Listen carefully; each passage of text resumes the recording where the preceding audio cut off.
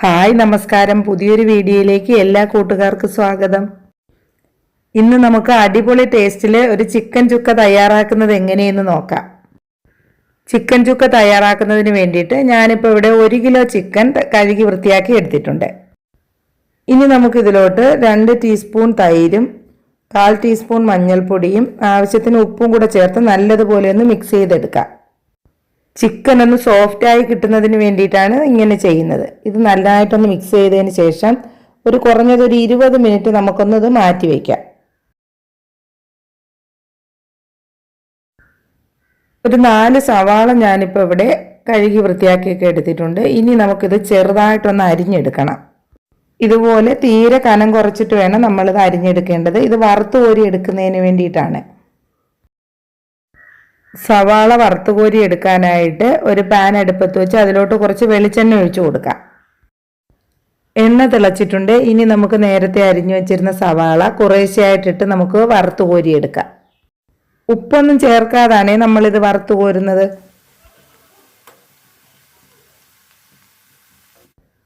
സവാള മൂത്ത് തുടങ്ങിയിട്ടുണ്ട്. ഇത് കരിഞ്ഞു പോകുന്നതിന് മുന്നേ നമ്മൾ കോരിയെടുക്കണം.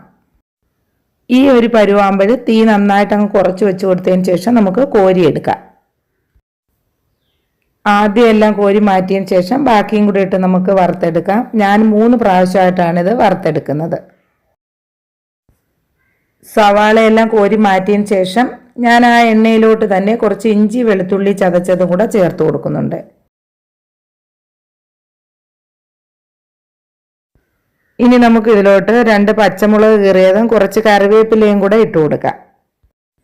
എല്ലാം കൂടി ചേർത്ത് നന്നായിട്ടൊന്ന് മൂപ്പിച്ചെടുക്കാം. ഇഞ്ചിയും വെളുത്തുള്ളിയും കറിവേപ്പിലയൊക്കെ നന്നായിട്ടൊന്ന് മൂത്ത് കിട്ടിയിട്ടുണ്ട്. ഇനി നമുക്ക് ഇതിലോട്ട് തീ കുറച്ച് വെച്ചതിന് ശേഷം മസാലകൾ ചേർത്ത് കൊടുക്കാം. 2 ടേബിൾ സ്പൂൺ മുളക് പൊടി ആദ്യം ഇട്ട് കൊടുക്കാം.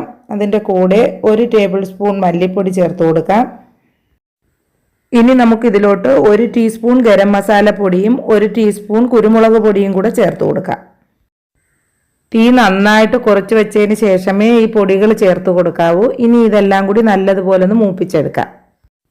ഈ കറിക്ക് മഞ്ഞൾപ്പൊടി വളരെ കുറച്ച് മാത്രമേ ചേർക്കുന്നുള്ളൂ. നേരത്തെ ചിക്കനിൽ മഞ്ഞൾ ചേർത്തത് കൊണ്ടാണ് പിന്നീട് ചേർത്ത് കൊടുക്കാത്തത്. ഈ പൊടികളുടെയൊക്കെ പച്ച ടേസ്റ്റ് ഒന്ന് മാറിയതിന് ശേഷം നമുക്കിതിലോട്ട് തക്കാളി ചേർത്ത് കൊടുക്കാം. ഞാനിവിടെ 4 ഇടത്തരം തക്കാളി ചെറുതായിട്ട് അരിഞ്ഞാണ് ചേർത്തേക്കുന്നത്. ഇനി നമുക്ക് ഇതിലോട്ട് കുറച്ച് ഉപ്പും കൂടെ ചേർത്ത് കൊടുക്കാം. നേരത്തെ ചിക്കനിൽ കുറച്ച് ഉപ്പേ ചേർത്തിട്ടുണ്ടായിരുന്നുള്ളൂ. ഇനി നന്നായിട്ട് ഇതെല്ലാം കൂടി ഒന്ന് ഇളക്കി യോജിപ്പിച്ച് കൊടുക്കാം. എല്ലാം കൂടി നല്ലതുപോലെ ഒന്ന് ഇളക്കി യോജിപ്പിച്ചതിന് ശേഷം ഈ തക്കാളി നന്നായിട്ടൊന്ന് വെന്തുടഞ്ഞ് കിട്ടാനായിട്ട് കുറച്ച് സമയം ഇതൊന്ന് അടച്ചു വയ്ക്കാം.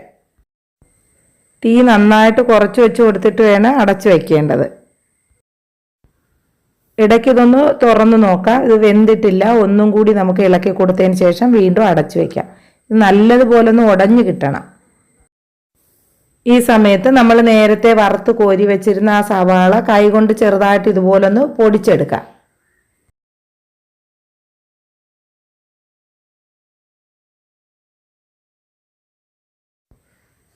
ഇനി നമുക്ക് തക്കാളി തുറന്ന് നോക്കാം. തക്കാളി നല്ലതുപോലെ ഒന്ന് വെന്ത് കിട്ടിയിട്ടുണ്ട്. ഇനി ഇത് നന്നായിട്ടൊന്ന് ഉടച്ചെടുക്കാം.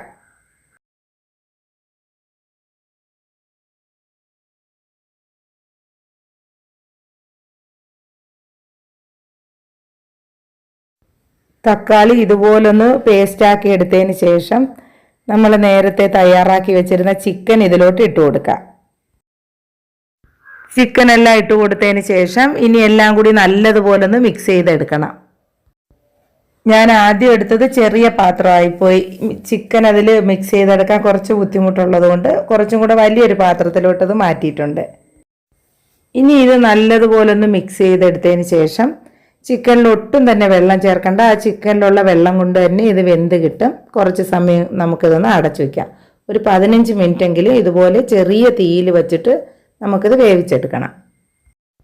ഈ സമയത്ത് ചിക്കനിൽ ഉപ്പ് കുറവുണ്ടെങ്കിൽ അതും കൂടെ ചേർത്ത് കൊടുത്തിട്ട് വേണം അടച്ചു വയ്ക്കേണ്ടത്. ഞാൻ കുറച്ച് ഉപ്പും കൂടി ഇതിലോട്ട് ചേർത്ത് കൊടുക്കുന്നുണ്ട്. ഉപ്പ് ചേർത്ത് കൊടുത്തതിന് ശേഷം ഒന്നും കൂടെ അത് മിക്സ് ചെയ്തതിന് ശേഷം വീണ്ടും നമുക്കിത് അടച്ചു വയ്ക്കാം. മീഡിയം ഫ്ലെയിമിൽ വെച്ചിട്ട് വേണം നമ്മളിത് വേവിച്ചെടുക്കേണ്ടത്. തിളച്ചതിന് ശേഷം ഇതുപോലെ ഒന്ന് തുറന്ന് നോക്കി വീണ്ടും ഒന്നും കൂടെ ഒന്ന് ഇളക്കി കൊടുത്തതിന് ശേഷം അടച്ചു വയ്ക്കാം. 15 മിനിറ്റ് കഴിഞ്ഞതിന് ശേഷം നമുക്ക് ചിക്കൻ തുറന്ന് നോക്കാം. ഇടയ്ക്കൊക്കെ ഇത് തുറന്ന് നോക്കി ഇളക്കി കൊടുത്തിട്ടുണ്ടായിരുന്നു. ഇത് നല്ലതുപോലെ വെന്ത് കിട്ടിയിട്ടുണ്ട്. ഈ സമയത്ത് നമ്മൾ നേരത്തെ വറുത്ത് കോരി വെച്ചിരുന്ന സവാളയും കൂടെ ഇതിലോട്ട് ചേർത്ത് കൊടുക്കാം. സവാളയും കൂടെ ചേർത്ത് കഴിയുമ്പോൾ ഈ വെള്ളമൊക്കെ നല്ലതുപോലെ ഒന്ന് കുറുകി കിട്ടും. സവാളയും കൂടെ ഇട്ട് കൊടുത്ത് നല്ലതുപോലെ നമുക്കിത് മിക്സ് ചെയ്തെടുക്കാം.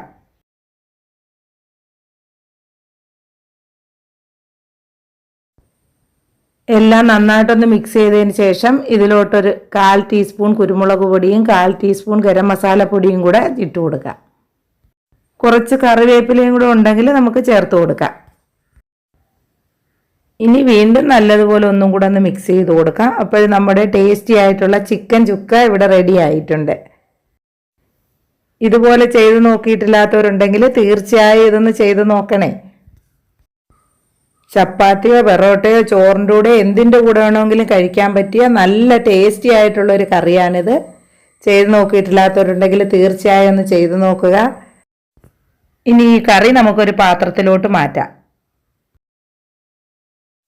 അപ്പോഴെൻ്റെ വീഡിയോ എല്ലാവർക്കും ഇഷ്ടപ്പെട്ടെന്ന് കരുതുന്നു. ഇഷ്ടപ്പെട്ടിട്ടുണ്ടെങ്കിൽ തീർച്ചയായും ലൈക്ക് ചെയ്യണം, കമൻറ്റ് ചെയ്യണം, സബ്സ്ക്രൈബ് ചെയ്യണം. ഇനി പുതിയൊരു വീഡിയോയുമായിട്ട് നമുക്ക് വീണ്ടും കാണാം.